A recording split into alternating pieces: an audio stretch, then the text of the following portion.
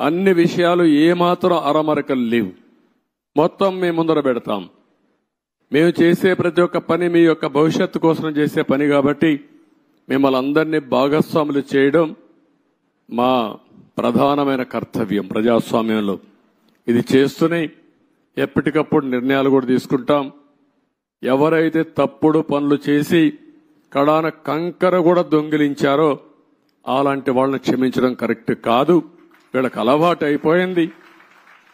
అవి చేయడంగానే కాకుండా మళ్లీ ఇక్కడ వాళ్ళ ఇష్ట ప్రకారం రౌడీజం చేయడం, అందరినీ బెదిరించడం, అడ్డం వస్తే కొట్టడం, ఇష్టానుసారంగా ప్రవర్తించడం అన్నీ జరిగాయి. అవన్నీ కూడా ఏ మాత్రం కూడా ఎవ్వడి ఆటలు ఎక్కడ జరగనీయం. అవసరమైతే నిర్మోహమాటంగా అణిచివేస్తాం తప్ప ఇష్టానుసారంగా మేమేం చేసినా జరుగుతుంది.